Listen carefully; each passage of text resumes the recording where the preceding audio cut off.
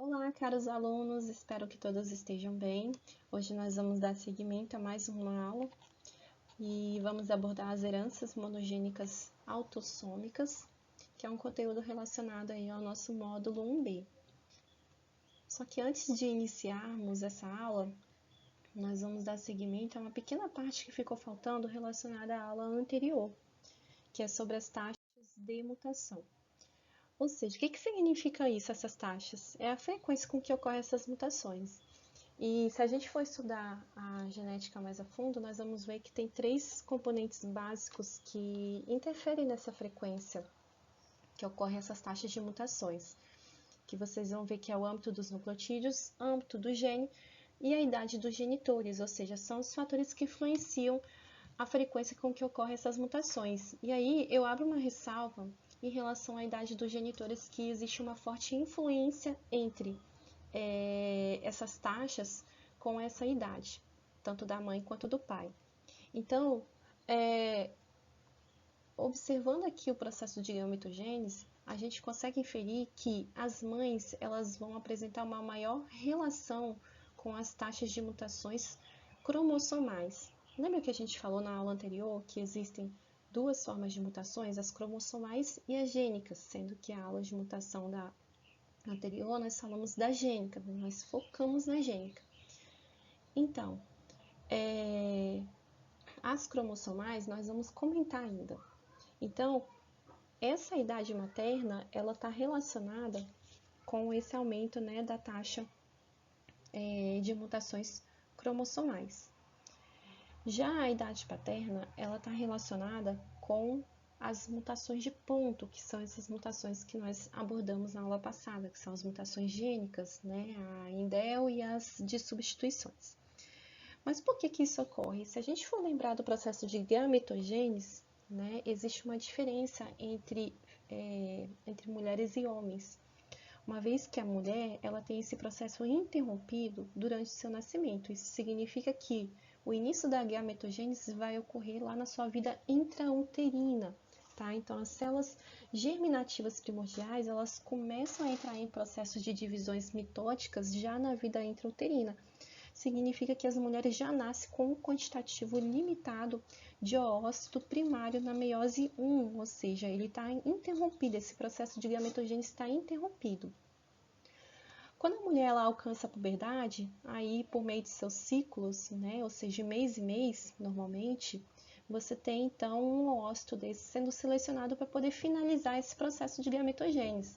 Acontece quando a mulher ela vai entrando aí na sua vida média, ou seja, ela vai envelhecendo, os seus oócitos vão envelhecendo junto com ela. E para poder finalizar esse processo, é necessário finalizar a separação das cromátides.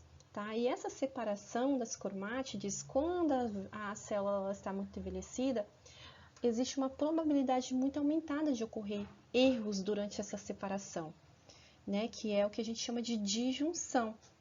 Então, à medida que a mulher vai envelhecendo, ocorre um maior risco de não disjunção com a idade, ou seja, de não separação. E isso implica uma separação errada dessas cromátides.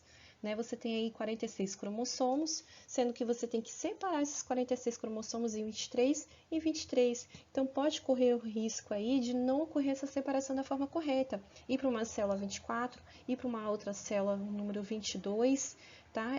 E aí a gente tem um grande exemplo de uma mutação cromossomal, que é a trissomia do 21, ou seja, praticamente você tem 24 cromossomos, né, indo para um gameta e 21 indo para o outro gameta, ou seja, você tem uma alteração do quantitativo de cromossomos durante a finalização dessa gametogênese. Diferente do homem, que quando alcança a puberdade, ele tem aí todo esse processo de multiplicação, essa taxa de replicação muito aumentada constantemente. Então, essas células elas estão sempre o que? Renovando, tá? Então, essa taxa de replicação ela está acontecendo de forma constante e rápido. Só que à medida que o homem vai envelhecendo, né, a gente sabe que essas mutações elas ocorrem ao acaso, só que a gente tem aí um sistema de reparo bem eficiente. Mas, à medida que nós vamos envelhecendo, esse sistema de reparo vai cada vez o quê? Falhando. Então, pode ser que algumas mutações ocorram, mas elas não são significativas. Acontece que vai chegar ao ponto de que você vai ter um acúmulo dessas mutações, e principalmente, né, essas mutações do tipo indel, podendo gerar então aí espermatozoides levando aí a algum tipo de mutação, tá? Então a gente fala que as mulheres, elas têm a idade das mulheres tem uma forte relação com a frequência de taxa de mutações cromossomais e os homens têm uma relação com as taxas de mutações de ponto. Esse gráfico aqui a gente consegue observar perfeitamente isso. Então, nós temos aqui o efeito da idade materna para a síndrome de Down. O cromossomo 21 extra é fornecido pela mãe em 90 a 95% dos casos de síndrome de Down. Então, a gente consegue notar aqui no eixo X a idade da mãe e aqui nós temos justamente a taxa de frequência, tá? A taxa de mutações, desculpa. Então, observe que à medida que a mãe vai envelhecendo, a probabilidade de ocorrência de síndrome de Down é muito maior, né? E até, olha só, se a gente for, né? Imagina que 45, 50, 55, essas taxas aumentam cada vez mais. Já esse gráfico, a gente consegue observar o efeito da idade paterna, ou seja, relacionadas aos distúrbios, né, às mutações de ponto, que são as mutações gênicas, tá? Então, nós temos aqui 4 tipos de doenças, tá? E a gente consegue observar no eixo X que, à medida que o pai vai envelhecendo, tá? A probabilidade, né, de ocorrência de mutações aumenta cada vez mais. Bom, pessoal, agora nós vamos dar início realmente ao conteúdo da aula de hoje, que são as heranças monogênicas. Então, antes de iniciarmos, é importante entender o que significa heranças monogênicas. Então, herança é tudo o que a gente recebe dos nossos pais e tudo o que a gente deixa também para a nossa prole, para os nossos filhos. Tá? No caso, a gente está falando de genética, então são as características deixadas por nossos pais que vão realmente fazer parte aí da nossa composição corporal. Tá? Essas características, basicamente, é tudo que forma o nosso organismo. Então, é o que vai determinar a cor do seu cabelo, o formato do seu cabelo, a cor da sua pele, o formato do seu nariz, a cor dos seus olhos. Então, tudo que vai formar a nossa estrutura, né, é baseada em informações deixadas por nossos pais. Essas informações, então, estão descritas nos nossos cromossomos. Você recebe um cromossomo da sua mãe e você recebe um cromossomo do seu pai. O cromossomo vai ter regiões específicas, ou seja, localizações específicas que a gente chama de loco, tá? E esse loco vai conter aí informações dentro aí desse nosso material genético, e o conjunto desse material genético que apresenta as mesmas características de informações é o que a gente chama de alelo. Então, você tem aqui 2 cromossomos, né? O cromossomo 9, um do seu pai e um da sua mãe. Tá? Você tem aqui o braço curto e o braço longo. Você tem o loco A e você tem o loco B. Tá? O loco A do cromossomo 9 que você recebe do seu pai e o loco A do cromossomo 9 que você recebe da sua mãe vão, né, designar as mesmas características. Da mesma forma que você tem o loco B, né, aqui do seu pai e da sua mãe apresentando a mesma característica. Então, essas heranças monogênicas são determinadas por alelos em um único loco, tá? Então, vamos entender melhor o que. Lembra que eu falei na aula passada que existem 2 tipos de variantes nos alelos? Você tem aquela variante comum ou selvagem, que é representada pela letra maiúscula, que é mais comum na população, como aqui nós temos o azão. Então, nós temos aqui, basicamente, né, um homozigoto. E você também pode ter aquele alelo que pode sofrer alguma mutação, que é o que a gente chama de alelo variante ou mutante, que é representado aqui pela letra minúscula. Né? Esse alelo representado pela letra minúscula é aquele que sofreu, então, mutação. Então, né, a gente chama de alelo recessivo, tá? Então, aqui nós temos uma célula heterozigota. Então, duas letras maiúsculas iguais, nós temos um homozigoto, e aqui nós temos uma mutação, e, portanto, nós temos uma letra maiúscula, uma letra minúscula, uma célula heterozigota. Sendo assim, a gente pode apresentar variantes iguais, portanto, você vai ter aqui, né, um alelos homozigoto dominante, significa que você tem aqui variantes iguais e essas variantes são as do tipo selvagens, ou seja, representada pela letra maiúscula, assim também como nós podemos apresentar aqui da mesma forma, né, a presença dessas variantes recessivas, que são os homozigotos recessivos. Tá? Então, aqui a gente tem a presença de dois genes mutantes, por isso que a gente chama, né, de recessivo. Para a gente conseguir estudar essas heranças, a gente utiliza uma ferramenta essencial dentro da genética, que é o heredograma. Tá? É um método usado para o estudo da herança de uma característica a partir das informações coletadas dos familiares. Ilustra também as relações entre os membros da família e mostra quais membros dessas são afetados ou não por uma determinada doença genética. Esses componentes que fazem parte, né, da família são representados por símbolos padrões. Então, por exemplo, você tem o homem representado em quadrado e a mulher representada aqui no círculo. Nós temos aqui o número de filhos do sexo indicado. E também, quando você tem, né, esses símbolos achurados, não, demarcados, como a gente consegue ver aqui, né, esses símbolos fechados, a gente indica determinada característica, ou seja, ou se a gente está abordando aí, né, os distúrbios gênicos, a gente indica esse distúrbio fazendo, né, esse preenchimento desses símbolos, tá? E como também nós falamos, indica não somente as características, mas as relações entre esses membros. Então, se são casados, se são divorciados, se existe um casamento de consanguinidade, se há gêmeos monozigóticos, dizigóticos, né? Se existe algum aborto espontâneo, nenhuma prole ou uniões múltiplas, tá? Ou seja, as relações entre esses componentes da família. Então, é uma ferramenta que vai auxiliar na identificação, né, na identificação de probabilidades de distúrbios monogênicos, tá? Ou seja, como que essas características elas podem ser repassadas. Ou seja, a análise dos heredogramas pode permitir determinar padrão de herança de uma certa característica. Se é autossômica, se é dominante, se é recessivo, ou seja, a gente consegue determinar as heranças, tá? E dentro dessas heranças, podem ter heranças boas, assim também como podem ter heranças ruins. Então, né, nós podemos também identificar determinados distúrbios que podem ocorrer aí dentro dessa família. Pessoal, uma outra função importante do heredograma é que ainda permite descobrir o genótipo das pessoas envolvidas, tá? Não de todas, mas a maior parte delas sim.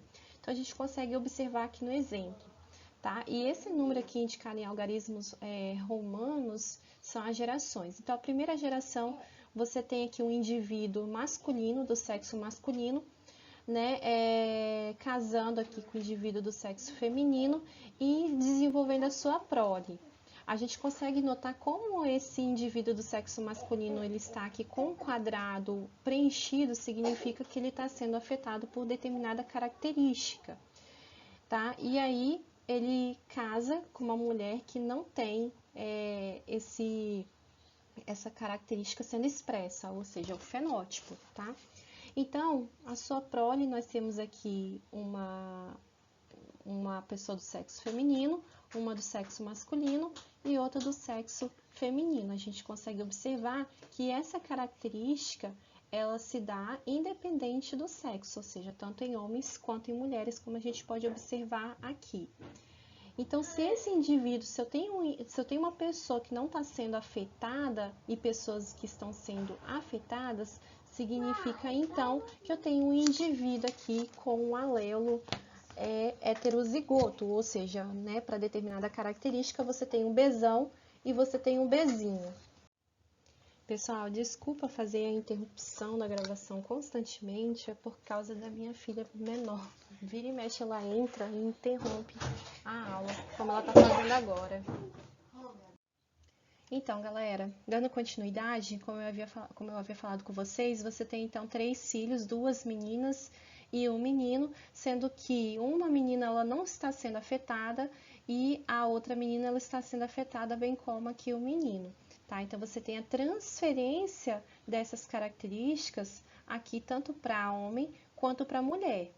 Tá? E a mulher, ela também posteriormente casou e teve também 3 filhos, 2 meninas e um menino, sendo que uma menina e um menino também apresentou determinada característica. Essa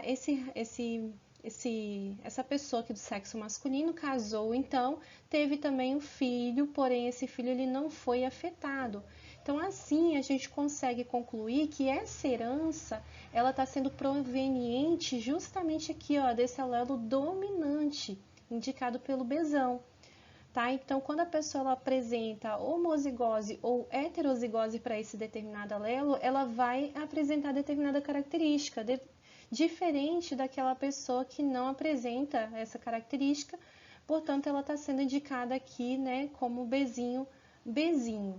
Ou seja, a pessoa para apresentar ela vai ser homozigótica dominante ou heterozigótica. Gente, os padrões demonstrados pelos distúrbios de gene único nos heredogramas dependem principalmente de 2 fatores: o local cromossômico do locus gênico e também do fenótipo.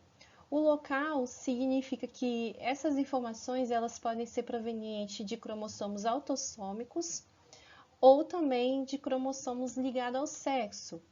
E o fenótipo ele ainda pode ser classificado em dominante ou recessivo. Lembra que eu falei com vocês? Vocês apresentam um locus, que é uma região no cromossomo, e essa região vai apresentar um conjunto aí de componente gênico que vai determinar uma característica, né? Esse conjunto é o que a gente chama de alelo, tá? E aí esse alelo pode determinar características dominantes como características recessivas. Por isso que a parte gênica vai influenciar o fenótipo, ou seja, se esse fenótipo é dominante ou se esse fenótipo é recessivo.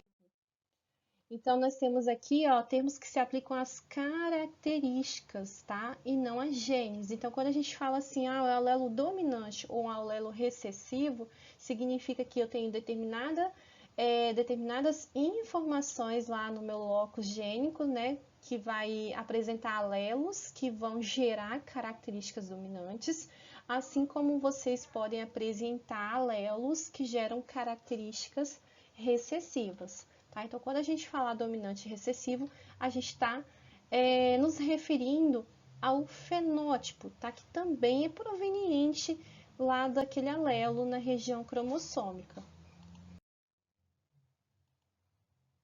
Então, nós temos aqui basicamente, né, 22 pares de cromossomos autossômicos, tá? Então, aqui você recebe um do seu pai e um da sua mãe, um do seu pai e um da sua mãe.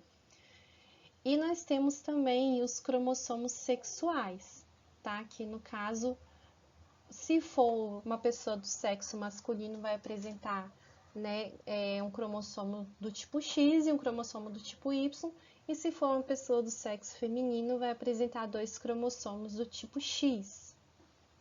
Então, do cromossomo 1 ao 22, nós temos aqui os cromossomos autossômicos e nós temos também os cromossomos sexuais. Portanto, as heranças provenientes de locus em cromossomos autossômicos vão gerar as heranças cromossômicas autossômicas.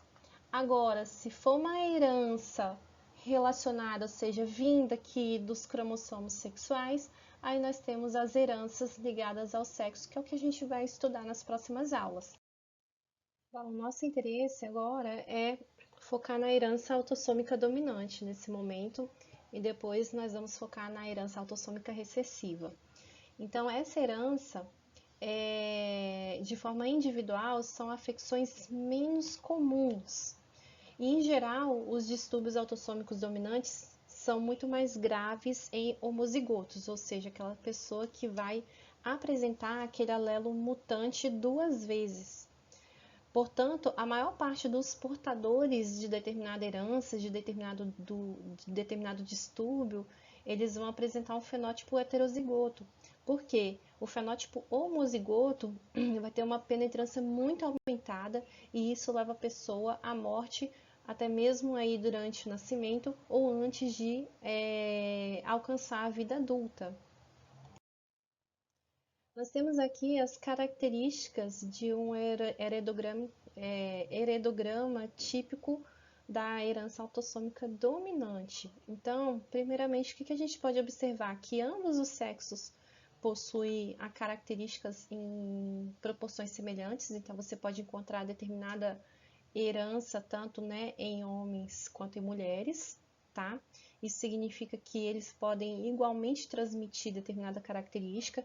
Não há saltos de gerações, né? Ou seja, você tem aqui a geração 1 com o indivíduo portador, a geração 2 também, né, com o indivíduo aqui apresentando, portador não, apresentando, né, a característica, a geração 3 e a geração 4, tá? Então não há saltos de gerações, que é o que a gente chama de padrão de transmissão vertical. E, no geral, se nenhum genitor possui a doença, a prole não terá, tá? Então, aqui, ó, você tem, por exemplo, né, você tem aqui, ó, esse genitor número 1 e genitor número 2, eles não estão apresentando aquela característica, portanto, a sua prole não vai apresentar determinada característica, tá? E também é possível observar a transmissão de pai para filho. Não é requerida para a herança autossômica dominante, mas exclui outros tipos de herança, né? Ou seja, observando o que você tem aqui, né, de pai para filho, a gente exclui então aquele padrão de herança ligado ao sexo, no caso, ligado ao X, tá? Então, basicamente, aqui nós temos o padrão, o comportamento, né, de um heredograma relacionado a uma herança autossômica dominante.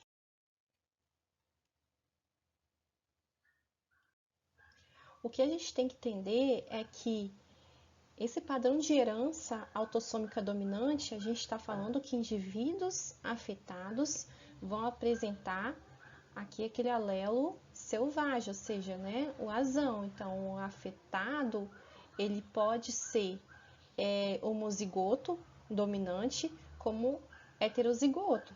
Então, aqui, ó, esse quadro de Punnett é também uma ferramenta muito utilizada na genética para a gente calcular a probabilidade de nascimentos da prole.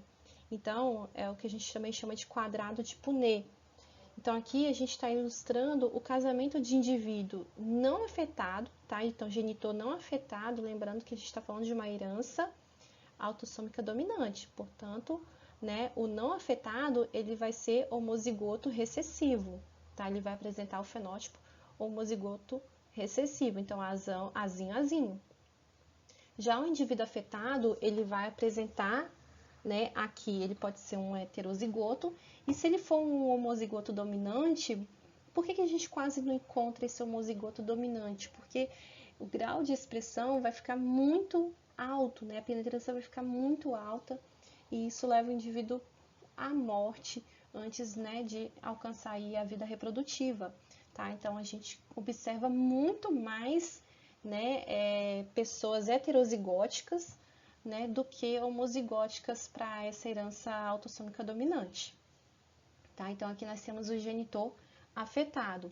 Se a gente for fazer esse quadro de Punnett, então nós temos aqui, ó, o azão, azinho, azão, azinho, eu tenho então heterozigoto, fenótipo heterozigoto, portanto, se a gente está falando daquela característica autossômica dominante, a gente está falando que nós temos aqui, ó, cada quadradinho desse vai representar 25%. Provavelmente vocês estudaram muito isso, né, no ensino médio, então já sabe que cada quadradinho desse representa uma probabilidade de 25% de nascimento.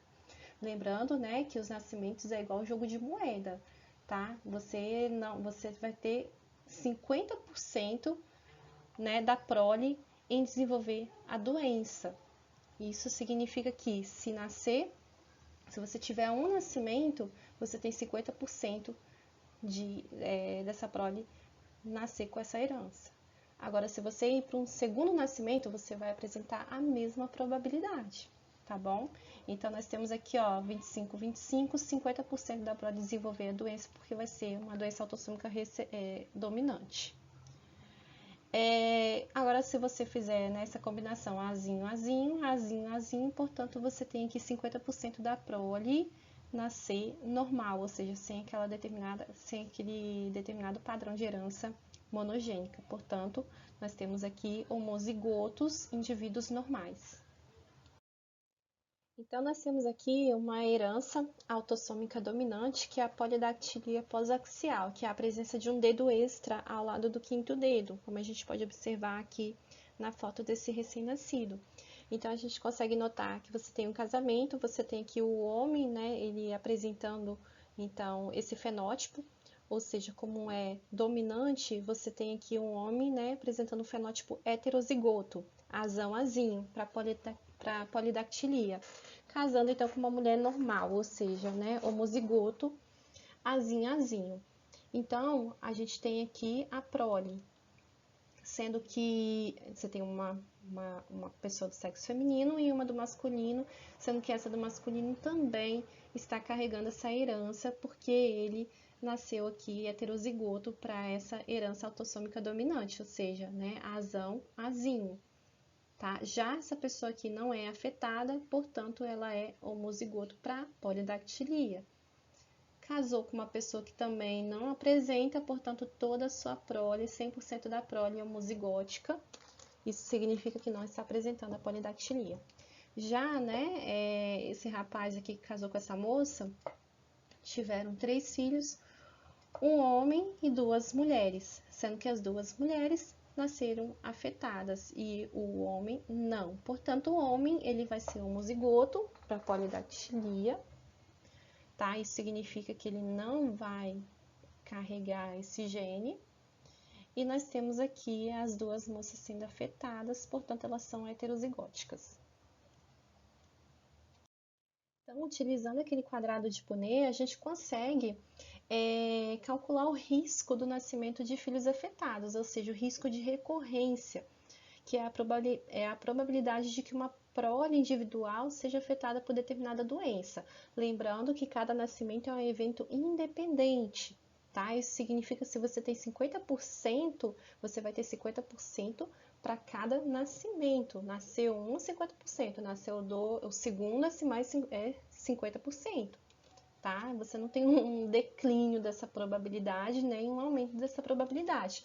Então, a gente consegue, né, fazer esse cálculo de probabilidade, onde você vai ter aqui os fenótipos, os diferentes fenótipos dos genitores e o percentual, que é o risco. Então, por exemplo, se você tem aqui genitores que apresentam, né, essa condição de herança autossômica dominante, isso significa que se ele casar, se ele tiver filhos com uma outra pessoa que apresenta essa mesma condição, 100% da sua prole vai apresentar essa condição, ou seja, 100% vai ser, né, homozigoto dominante. Agora, se você casa, né, você tem uma pessoa aqui com a característica e casa com uma pessoa que também apresenta aquela característica, porém é um heterozigoto, você também vai apresentar 100% dessa prole, né, com a presença dessa determinada herança dominante. Por quê? Porque mesmo a pessoa sendo heterozigótica, ela também vai apresentar essa herança. Agora, se você apresenta essa herança e casa com uma outra pessoa que apresenta essa mesma herança, porém, essa pessoa, vocês dois são heterozigóticos, tá? Então, significa que existe aí uma probabilidade de 75% dessa prole nascer com essa herança. Agora, você está carregando o gene, você tem essa herança autossômica dominante e casa com uma pessoa que não tem essa herança. Significa lá, utilizando aquele quadrado de Punnett, que 50% da sua prole pode apresentar, tem uma probabilidade de apresentar essa herança. Agora, você não carrega, você não tem essa herança, caso com uma pessoa que não tem essa herança, existe aí 0% de probabilidade, porém, né, a gente não leva em consideração nesse momento as mutações, que podem ocorrer mutações e pode ser que aquela pessoa também passe a apresentar a partir daquele momento determinada mutação, formando um determinado distúrbio gênico. Só que se a gente for observar melhor, esses tipos aqui de reproduções, na prática, elas são raras. Porque lembra que eu falei com vocês que portadores de herança autossômica dominante para determinada, né, vamos dizer assim, doença gênica, eles não sobrevivem à idade reprodutiva. Então, basicamente, esses aqui, ó, você não encontra. E também você encontrar uma pessoa com uma herança, uma, uma mutação autossômica dominante, casar com uma outra pessoa também, né, que tenha essa mesma mutação, também, né, são reproduções raras, ou seja, essa daqui até que é menos rara, pode acontecer, mas a probabilidade é bem reduzida. O que a gente consegue observar mesmo é uma pessoa que apresenta a condição fenótipo dominante casando com uma pessoa que não apresenta esse fenótipo. Então, né, o mais comum de se observar na prática é essa interação aqui, ó, é essa reprodução, e não essas acima. Então, reforçando o que eu falei, né, no slide anterior, por que a gente não consegue ver reproduções entre homozigotos dominantes? Porque a presença de dois alelos dominantes, ou seja, duas variantes aqui selvagens, né, indicado para determinada mutação, né, vai gerar indivíduos que não conseguem alcançar a vida reprodutiva, como por exemplo na acondroplasia, onde, né, se a pessoa, normalmente quando a gente observa um indivíduo com acondroplasia, significa que ele é heterozigoto. Por quê? Se ele apresentar uma característica homozigótica, ele não consegue sobreviver tempo suficiente para alcançar a vida reprodutiva. Nesse caso, eles não desenvolvem eles não desenvolvem completamente o sistema respiratório, afetando, né, reduzindo bastante a expectativa de vida desses indivíduos. Portanto, a presença de dois alelos aqui dominantes para determinada condição, para determinada mutação, né, você tem aí pacientes com uma gravidade muito maior do que aquelas pessoas heterozigóticas. Uma doença que a gente utiliza como um grande exemplo aí de mutações autossômicas dominantes é a doença de Huntington, que é uma desordem neurológica cujas principais características são a demência progressiva e movimentos incontroláveis e crescentes dos membros. Essa denominação, ou seja, né, de Huntington, ela ocorreu devido ao médico que a descreveu primeiramente, que foi o Dr. George Huntington. Ele descreveu essa doença, se eu não me engano, em 1872, e os sintomas não são geralmente observados até os 30 anos de idade ou mais. Isso significa que aqueles que desenvolveram a doença frequentemente têm filhos antes de tomar ciência de que são portadores desse alelo causador da doença. Se a doença estivesse presente ao nascimento, provavelmente todas as pessoas afetadas morreriam antes de alcançar a idade reprodutiva. A frequência da doença na população seria muito menor. Portanto, o atraso da idade de início dessa doença reduz a seleção natural contra o alelo causador da doença, aumentando sua frequência na população. Essa doença ela é proveniente de uma mutação que ocorre no gênio HD, e essas pessoas que carregam esse gene mutante, ela tem uma expressão da proteína rugiterina mutante. Significa que essa proteína ela não é formada da maneira correta, e isso leva a uma morte neural precoce em determinadas regiões do encéfalo. Como eu falei com vocês, né, o início dessa doença, a idade é variável, mas, né, 50% apresentam sintomas depois dos 40 anos. A incidência dessa doença na população é de 3 a 7 a cada 100 mil, né, indivíduos, cada 100 mil nascimentos, e 90 a 95% dos casos a mutação é herdada de um genitor afetado. Mutações novas são raras, e pacientes heterozigóticos e homozigóticos têm fenótipos idênticos, tá? Ou seja, vão apresentar o mesmo nível de expressão para essa determinada doença. Um outro exemplo de um distúrbio autossômico dominante é a neurofibromatose do tipo 1, que é uma das condições aí de mutações de heranças monogênicas autossômicas dominantes mais comuns, tá? Que é um distúrbio que vai acometer o sistema nervoso, olhos e pele. Tem como característica crescimento de múltiplos tumores benignos na pele, presença de múltiplas lesões pigmentadas, que são manchas do tipo café com leite, tumores benignos na íris do olho, que são os nódulos de Lisk, retardo mental, déficit cognitivo, tumores no sistema nervoso central. Tá? Ele apresenta uma penetrância de 100% e uma variabilidade na expressão. Penetrância significa aí o grau de expressão de determinado, o grau de expressão no fenótipo de determinada mutação. E variabilidade é a forma no qual essa mutação ela pode expressar. Ela pode expressar muito forte, assim como ela pode expressar de uma forma mais branda. Então aqui a gente tem uma expressão, né, muito mais branda, que é a presença, simplesmente a presença de manchas aqui café com leite, bem como a pessoa ela pode apresentar uma expressão muito maior, que é essa pessoa aqui apresentando diversas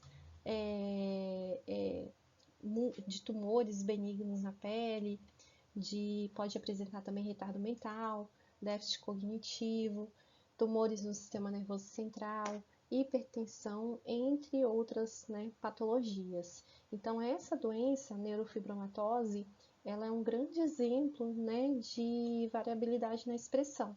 Ou seja, tem pessoas que apresentam essa doença, mas devido à baixa expressão, né, ou seja, apenas uma pequena mancha, ela não sabe que tem essa neurofibromatose. Assim como a gente tem, né, pessoas com múltiplos pólipos aqui, né, no tecido epitelial da pele, e apresentando outras comorbidades, como, por exemplo, né, tumores, bem como hipertensão, entre outras doenças.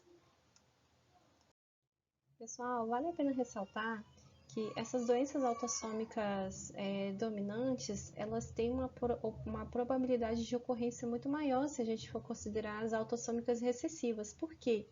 A pessoa ela apresentando, né, tanto a homozigose quanto a heterozigose, significa que ela vai apresentar as características relacionadas a essas mutações. No entanto, né, a gente leva em consideração que as pessoas homozigóticas elas têm um grau tão severo de expressão dessa determinada doença que ela acaba não alcançando aí a vida adulta. Então, a maior parte, né, das reproduções ocorre em indivíduos heterozigóticos. Então, nós temos aqui, por exemplo, né, um indivíduo afetado com a neurofibromatose do tipo 1, fazendo uma reprodução com um indivíduo que não é afetado, ou seja, um indivíduo homozigoto recessivo. Portanto, né, você tem aqui 50% de probabilidade do paciente transmitir esse gene para a sua prole. Um outro exemplo de uma doença autossômica dominante é a condroplasia, que é uma mutação que ocorre no gene FGFR3, e essa mutação ela vai inibir a proliferação dos condrócitos, levando ao encurtamento dos ossos longos, né? É uma das principais causas de nanismo humano. E a idade de início ocorre logo após o nascimento, né? Já é observável. E cerca de 87% de todos os casos de acondroplasia é por uma mutação nova. Então, preste atenção aqui, galera. Nós temos as desordens herdadas e as desordens novas, tá? Então, as mutações herdadas e as mutações novas. Isso acontece bastante. E a acondroplasia é um grande exemplo, né, de uma doença que ocorre por meio de uma mutação nova. Isso significa que a pessoa não tem um histórico familiar prévio de nanismo na família e, de repente, um dos componentes, né, um da prole, nasce com nanismo, né? Você vai perguntar assim, mas tem alguém da sua família que é anão? Ou, né, tem alguém da sua família que tem nanismo? Não, ninguém da minha família tem. Né? Isso significa então que é uma mutação nova, né, que ocorre bastante, tá? Então, olha só, cerca de 87% dessa condição, ela pode acontecer com uma mutação nova, ou seja, bastante. Apenas 13% é uma mutação herdada. Uma outra característica também, só um momento que eu vou falar aqui com vocês. Uma outra característica também é que, só um momento. Então, o que eu queria falar com vocês é que o risco de recorrência para os irmãos com essa mutação é muito baixo. Isso significa que os irmãos dessa pessoa, né, que tem o nanismo, não vai apresentar essa mutação. Porém, a prole dessa pessoa com nanismo vai ter uma probabilidade muito aumentada de desenvolver, de passar essa mutação para sua prole. Portanto, se a gente for calcular a probabilidade de ocorrência da acondroplasia, nós temos aqui, a gente tem que considerar o indivíduo, né, que tem a acondroplasia como um heterozigoto, porque o homozigoto eles morrem logo na primeira infância, né, casando com um indivíduo normal, nós temos aqui, 50% de chance desse indivíduo nascer com acondroplasia. E nesse caso já é uma mutação herdada, tá? Lembrando que também pode ter uma mutação nova, tá? Mas aqui a gente está considerando uma mutação herdada. Até mesmo se a gente considerar aqui 2 reproduções entre indivíduos que apresentam acondroplasia, a gente consegue observar que existe uma probabilidade, né, de 25% desse indivíduo nascer normal, tá? E 75% de nascer aí com acondroplasia. Não sei se vocês já viram aquele programa da Discovery, se eu não me engano, acho que é Discovery Health ou TCM, é um desses canais aí pagos que mostra justamente um reality show de uma família de anões, né? E um dos filhos, eles não apresentam esse nanismo, ele não apresenta esse nanismo. Bom, agora nós vamos falar daquela herança autossômica recessiva, que é um tipo de herança menos comum em relação, né, às dominantes, e elas vão ocorrer, qual a principal característica? Que elas vão ocorrer apenas em homozigóticos, ou seja, pessoas que vão carregar 2 alelos mutantes, ou seja, azinho.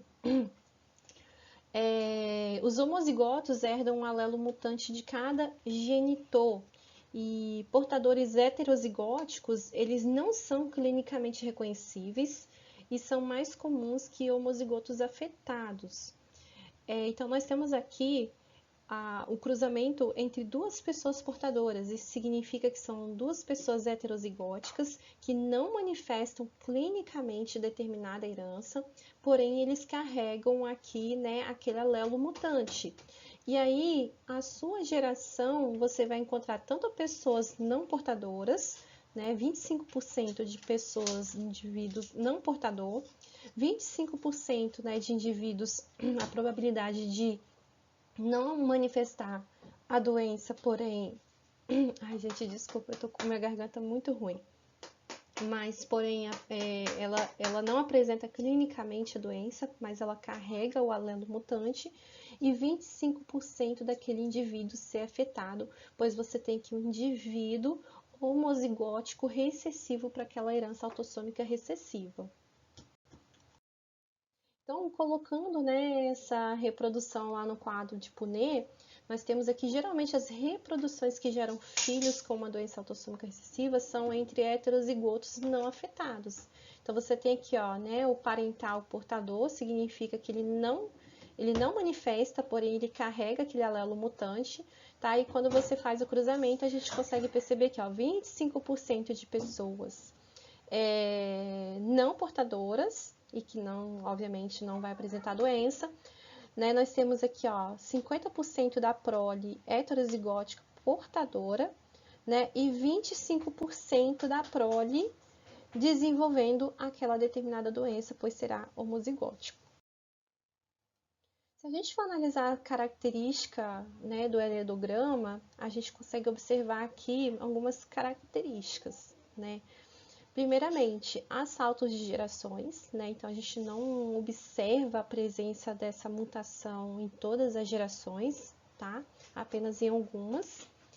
Tanto homens quanto mulheres podem igualmente transmitir a característica, uma vez que a gente está lidando, né, com uma herança autossômica, tá? Ou seja, não é uma herança ligada ao sexo. E a gente consegue observar a presença dessas mutações, né, em reproduções com consanguinidade, tá bom? Principalmente para aquelas doenças recessivas mais graves. Então, quando a gente observa aqui, ó, né, a presença de duas linhas, significa que é uma reprodução consanguínea. E essa setinha aqui está identificando o indivíduo em análise, ou seja, naquele momento estão estudando, né, aquele padrão de mutação desse indivíduo aqui, ó. Observem também, né, que esses indivíduos eles são numerados de acordo com a ordem de nascimento, tá? Então, né, nascimento 1, segundo, terceiro. Então, o caçula aqui desse casal, que são primos, né, ele está apresentando aqui alguma mutação, então estão estudando nesse indivíduo aqui qual tipo de mutação. Sendo que a última mutação vista na família foi, né, do seu tio-avô, né, que nós temos aqui, ó. É um homem, né, então aqui nós temos a mãe, o pai, são primos.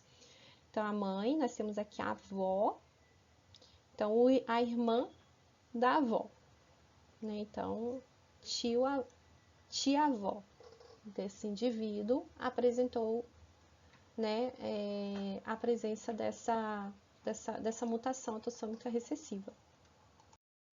Um grande exemplo de herança autossômica recessiva é o albinismo óculo-cutâneo. Então, nós temos aqui, ó, o heredograma de uma família que apresentou, né, cuja última geração apresentou a manifestação clínica dessa mutação. Então, nós temos aqui indivíduos portadores, e são indivíduos indicados com essa bolinha no centro, né, dos símbolos, tá? Então, nós temos aqui indivíduos normais, sendo, né, homozigóticos dominantes, e indivíduos portadores são indivíduos heterozigóticos e indivíduos afetados são os recessivos, tá? Então, a gente consegue observar aqui, né, uma pessoa portadora casando com uma pessoa não portadora, tá? Gerando, então, uma prole de indivíduos normais e indivíduos portadores, tá? Vocês percebem que esse gene, esse alelo, essa herança, ela está sendo, né, transmitida aqui para suas gerações, embora ela não está, né, sendo manifestada, que você tem que ter a presença de 2 alelos recessivos, ela está sendo transmitida entre as gerações aqui. Então, essa pessoa, essa mulher, ela vai casar com o indivíduo normal, tá? E vai gerar também aqui uma prole de 3 indivíduos, 2 portadores. E esse daqui também, que era portador, casou com uma mulher, né, normal, gerou então 2 indivíduos, uma pessoa normal e uma portadora. E aí houve um casamento aqui consanguíneo, e esse casamento, né, fez com que esse gene recessivo, esse gene mutante recessivo, encontrasse, né, o seu par ideal, que é o outro gene mutante recessivo, formando então uma prole de 4 indivíduos, onde você tem aqui 2 indivíduos afetados, que são, né, recessivos, um indivíduo portador e um indivíduo normal. Portanto, a presença da consanguinidade é um fator que vai favorecer a união desses alelos recessivos e possivelmente, né, uma maior probabilidade de aparecimento dessas mutações. Então, consanguinidade é definida como a união de indivíduos aparentados entre si por um parentesco tão ou mais próximo quanto de primos em segundo grau. A chance dos 2 genitores serem portadores do mesmo alelo aumenta, do mesmo alelo mutante aumenta, caso sejam parentes e tiverem herdado, né, o mesmo ancestral. Ou seja, praticamente, né, o que significa? Que Se uma família ela apresenta indivíduos portadores para determinado alelo mutante, quando você casa com o mesmo indivíduo, com um indivíduo da mesma família, a chance de você fazer o encontro desses dois alelos mutantes é muito grande. Por isso que a consanguinidade é um fator que vai aumentar, né, a probabilidade de aparecimento dessas mutações. Aqui nós temos, né, uma tabela mostrando o grau de parentesco com a proporção de genes em comum. Então, a gente sabe que quanto mais proximamente aparentados forem duas pessoas, mais alelos elas têm em comum. Por isso, aumenta a chance de doenças autossômicas recessivas. Então, se você colocar aqui o grau de parentesco, gêmeos monozigóticos, se você tem um irmão gêmeo monozigoto, significa que a proporção de genes em comum é de 1. Isso significa que o seu genes é idêntico ao gene do seu irmão. Monozigóticos, tá? A gente está falando de gêmeos monozigóticos. Agora, parentes de primeiro grau, que podem ser, né, um gêmeo dizigótico, um irmão ou os seus pais. Metade dos seus genes será em comum com um deles. Agora, vamos considerar parentes de segundo grau, como avós, tios, sobrinhos, meio-irmão, netos, né? 1/4 dos seus genes será em comum com deles. E parentes de terceiro grau, bisavós, primos, irmãos, você tem aí 1/8 dos seus genes em comum com os genes deles. Por isso que essa consanguinidade vai aumentar muito o aparecimento dessas doenças autossômicas recessivas. Uma doença na verdade, uma doença caracterizada como autossômica recessiva é a fibrose cística. O nome de fibrose cística refere, né, a característica cicatrizante, a formação, né, de fibrose de cício no interior do pâncreas. É causada por uma mutação no braço longo do cromossomo 7 e as análises de sequência de DNA revelaram que mais de 2.000 mutações diferentes pode acontecer nesse locus do cromossomo 7, tá? Que é um locus denominado de CFTR, tá? CFTR. Né? Então, as análises mostraram que pode acontecer mais de 2.000 mutações diferentes nessa região. Mas a mais comum delas é a denominada de F508del, que é uma deleção de 3 bases que resulta na perda de um resíduo de fenilalanina, tá? Então, você tem aqui, ó, a deleção dessa base aqui, ó, GTT, e consequentemente, né, ela está na posição 508 e você perde, né, aqui um resíduo de fenilalanina. Essa F508del responde por mais de 70% de todas as mutações da fibrose cística e resulta na ausência completa da produção do canal de íon cloreto ou em canais que não possam migrar para a membrana celular, resultando em uma anormalidade aí do equilíbrio eletrolítico celular, tá? E isso pode gerar, né, como características clínicas, infecções e obstruções crônicas do aparelho respiratório. Então, a maior parte de indivíduos que apresentam, né, o fenótipo para fibrose cística, eles morrem por complicações no aparelho respiratório, porque você tem ali todos os órgãos, né, traqueia, brônquios, bronquíolos, com a presença de um muco muito espesso, porque você não tem esse equilíbrio hidroeletrolítico, né, então é um aparelho bem ressecado, favorecendo a proliferação aí de micro-organismos, tá? Então, pessoas que apresentam aí essa condição de fibrose cística, a maior parte deles morrem por essas infecções. Por isso, elas vão apresentar dificuldades respiratórias, tosse crônica, uma insuficiência pancreática exócrina, tá? Então, o pâncreas também é bem cometido. Consequentemente, se você não tem a função pancreática funcionando da maneira correta, ou seja, produzindo aí o suco pancreático com, né, a presença aí das enzimas, você tem um processo de digestão e absorção também comprometido. Então, a pessoa tem um déficit nutricional e diarreia. E também as suas glândulas sudoríparas, elas funcionam de forma anormal, concentrando muito cloreto, e isso vai fazer com que a pessoa apresente suor muito salgado, que foi muito tempo utilizado aí como um diagnóstico para pessoas que apresentam essa condição. Uma outra condição é o albinismo occulocutâneo, como a gente havia falado anteriormente, que são indivíduos, né, incapacitados em produzir a enzima tirosinase nos melanócitos. Com isso você tem melanócitos, né, disfuncionais, ou seja, eles não vão produzir a melanina no tecido, e a gente sabe que a melanina é um fator protetor, né, portanto são indivíduos que apresentam, né, essa coloração realmente, né, falta de pigmentação, tanto na pele quanto nos cabelos, enfim. Né, a frequência é de 1 para cada 20 mil nascimentos, e a frequência de heterozigotos é de 1 para cada 75 nascimentos, né? Então, essa frequência é bem elevada, né? Considerando aqui esses portadores. Nós temos aí um local no Maranhão que tem uma concentração, uma quantidade de indivíduos albinos maior do que a média mundial, né? Cerca de 3% da sua população são de indivíduos albinos, né? E isso se dá justamente por essa consanguinidade, né? Principalmente em cidades menores, a gente tem casamento entre primos muito recorrente em comparação, né, em grandes metrópoles, que basicamente isso é muito difícil de acontecer. Quais são as características clínicas? Nós temos aqui, ó, cabelos, olhos e pele muito claros, por falta, né, do pigmento.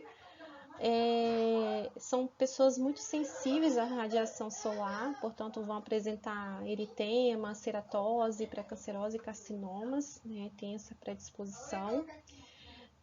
Apresenta ausência de pigmentação retiniana e coroidal do olho.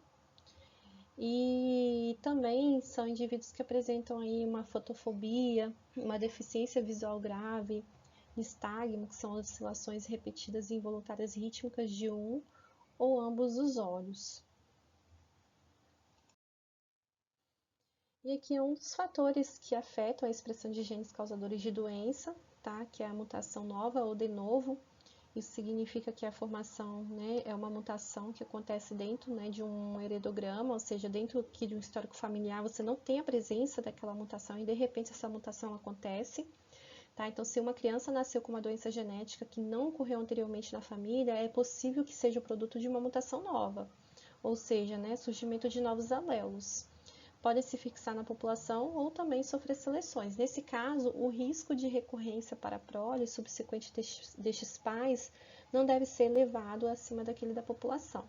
Entretanto, a prole da criança afetada pode ter um risco substancialmente elevado. Isso significa que, né, essa mutação raramente você vai encontrar aqui nessa mesma geração.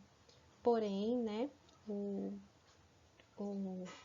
a prole desse indivíduo que sofreu a mutação, né, pode ter um risco elevado de desenvolver essa determinada mutação. Como exemplo, a gente utiliza, né, a acondroplasia.